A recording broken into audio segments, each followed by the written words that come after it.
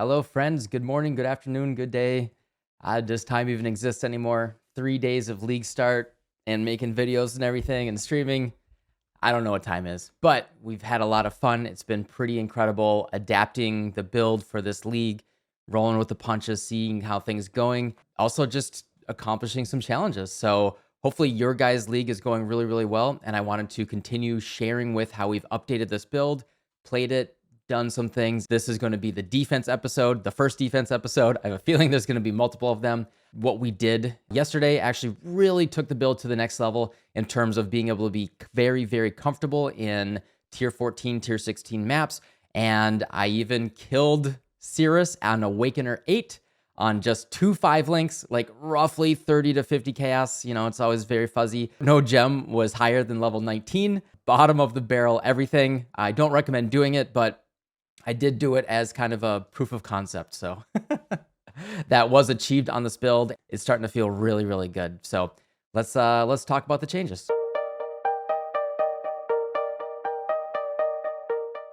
All right, I'm gonna play some of the some of the Sirus fight up in the corner up there while I'm talking right now.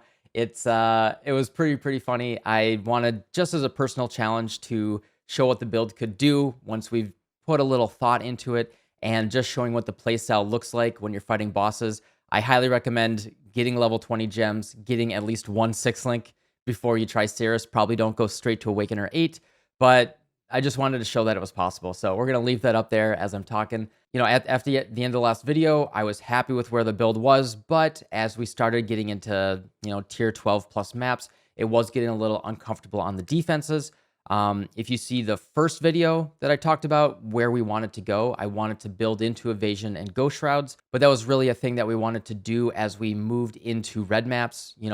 Especially if we're in softcore, we want to take our time upgrading our character, kind of push the limits a little bit until things get uncomfortable, sit back, reevaluate, and then go from there. So until roughly tier 10 to tier 12 maps, felt really, really good with just the initial setup that I had, just buying a cane, getting a couple life and res on my gear, and like really no damage. And we got to red maps, and then things got a little uncomfortable. We were dying once in a while, things got a little scary here and there, and we had to reevaluate. So we sat down, looked at what our auras were, spec'd into Evasion, and finally did my Flasks. I still had my leveling Flasks from like Act 8 up until red maps, and then the things just felt way, way, way better. So for the gear that I was wearing when I killed Sirus, this is it. We had our 5-link Cane of Unraveling. I did have my Bane in here when I killed Sirus. This is the helmet that I had. I bought just the cheapest helmet that I could with any curse effect on it that we could use. I think I got this for like 7 or 8 chaos. An amulet that we picked up off the ground that then I anointed Hexmaster on it. Hexmaster gives us 0 damage, but it does make the clear kind of comfortable. Bane gets kind of gets a pretty nice AoE with Hexmaster. I don't recommend using it as soon as Bane gets higher level. Bane's radius increases as its level increases. So once we get to about level 26, it's gonna be about this size without Hexmaster. So we're gonna unspec that once we get some more gem levels. My rings are absolute garbage. The body armor I just picked up off the ground. I threw it into a reforged defense, and then I 5-linked it in Harvest. We just self-crafted this thing right here. We bought these Syntreks for 2 chaos, I believe. They were okay rolled, so we paid a premium. We went all the way up to 2 chaos. And then these gloves, these are actually not the gloves that I was wearing, but they're equivalent. I did already destroy the old gloves. They were so bad, but they were Apothecary's gloves just so we could get a little damage on the implicit. I ended up upgrading last night after I killed Sirus. And this belt we actually picked up off the ground, and we hit it with a single Essence of Woe. That's where it got it wasn't even a deafening. That's how it got the energy shield. We got really, really lucky on everything else that it hit. This is nice for our resistances and our life, but that's about it. Regular jewel here for a little evasion. And as I said before, the Syntreks. So we're using just a little evasion on our gear, and that's the gear setup. The big difference is we moved over to an evasion and energy shield base.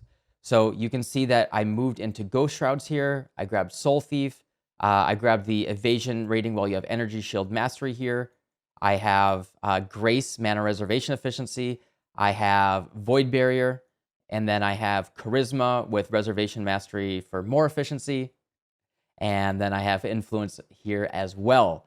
Then I also grabbed non-cursed enemies. You inflict non-aura curses on are blinded for 4 seconds. This will blind the monsters, which only helps us when we have evasion. So don't take that until you have a good amount of evasion. You know, the way that blind was reworked is it reduces the accuracy of the enemy by 20%. So if you have no evasion, doesn't matter how much accuracy they have, they will always hit you. But once you have that evasion rating up, you bring that accuracy down, and then they have less of a chance of hitting you. So don't grab that until then. But then once you do have that, you will automatically, when you Bane a monster, it will be blinded for 4 seconds, and that's a huge defensive layer. So I got to put in my real gear for this now, but what this allows us to do is we take the reservation nodes for everything we can. We got the Vitality reservation and all of that. Masteries and POB aren't importing properly. Right now, there's some sort of bug. So what I did is in the notes, I wrote down all of the masteries that I took, so you just know what I'm doing there, just for reference. But it seems some people might be missing a mastery here or there. So just to be very, very clear, compare your numbers with mine. Let's move me over here.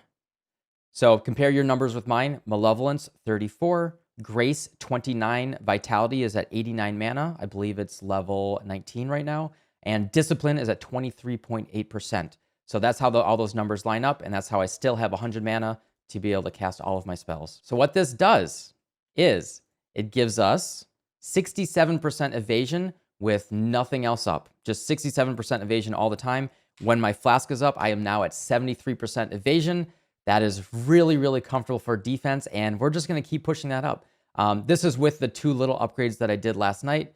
Very, very small upgrades. I have some evasion rating on my body armor and my gloves now. I did not as of last night. We also have 25% spell suppression, 18% spell block, and 29% attack block. All of these layers stack on top of each other with us also running Discipline. You can see I am very, very comfortably with 6,400 effective hit points right there. And because of Ghost Shrouds, when we take a hit, we actually get back a lot of our ES for 3 hits as it's taking the Ghost Shrouds layer off. So that's a really, really strong defensive layer. Not to mention that we have Recover Life on Kill and a very strong Vitality, which is regenerating another 183 life per second. This puts us at 329 life regen all the time. Really, really comfortable. We're able to get through pretty challenging encounters really, really nicely now. It's not particularly scary. One very important thing is we are not running Arctic Armor anymore. First thing that I did on the stream yesterday was we went to capture Lytanius, the Black Prayer. He is the boss of Relic Chambers. Take a Divine Vessel, put it in your map device with the map, a Relic Chambers, kill the boss, then go back to your map device, take it out, go to Sin in Orieth, or if you've already killed Sirus, you have to go to the Act 10, talk to Sin, and then he will give you the upgrade for the Brine King.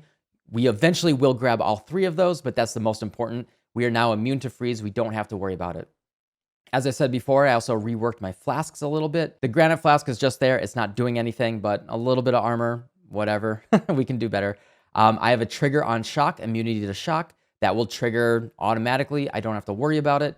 And then I have a immunity to ignite, removes burning. I want to go for trigger on when you become ignited, but I was not able to hit that. I only had a couple instilling orbs. So use when you use a guard skill, it's okay. So it just automatically triggers as I'm walking around because I have steel skin on left click. That's okay for now. We will be trying to get that trigger on ignite, so it's just not always going off. And then after I killed Sirus last night, I bought this, I bought an uncrafted Shaper Crypt Armor. Sadist Garb is probably our best base, but this was available for, I think, 40 Chaos. I spent a couple Chaos last night. I bought this, and then I actually just Chaos spammed this. I used 1 Alchemy. I think I used like 3 or 4 Chaos. I hit the +1 level of Socketed. Nothing else on here is particularly well. The prefixes are okay for, you know, pushing up the Evasion and Energy Shield.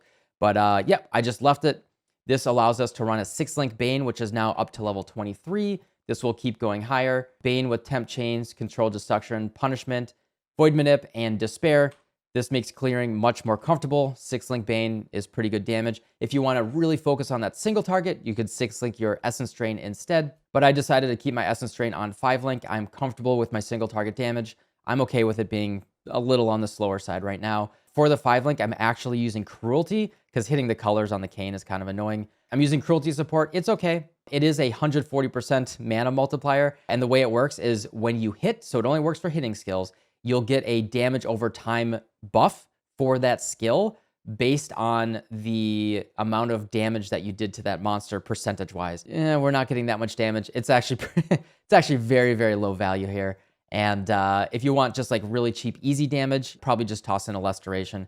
And in fact, since my Essence Drain is lasting so long, I think that's what I'm going to do right after this. All right, we'll try to keep these short and sweet. Hopefully that was a nice little overview to show you guys the upgrades that we did defensively. Tier 14 to Tier 16 maps are feeling really, really comfortable. Scourge is feeling way, way better, and we have a lot more of evasion and spell suppression that we can get. So hopefully the first defense day here was informative for you guys to make those red maps comfortable. You can farm whatever the regular content that you want to farm very nicely, and now we're going to get into upgrading our gear a little bit, spending, 100 or 200 more chaos, try to get that damage up. Very, very important thing. And the nice thing about this build is damage comes from gem levels. As long as we're a little patient, level gems in your offhand, upgrade those qualities, get your gems up to 2020. That's going to be a lot of our damage early. We don't have to rely on gear. So as long as you're comfortable running maps and doing the content that you want to do, your damage is going to nicely scale by itself. That's where a lot of the damage comes from.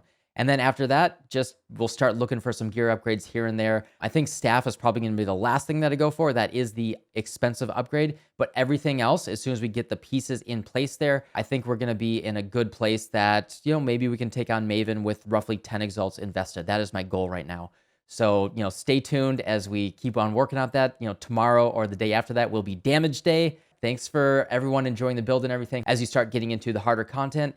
And I'll keep you guys updated. So yeah, thanks for hanging out and enjoying the build, and I'll see you guys next time. Bye.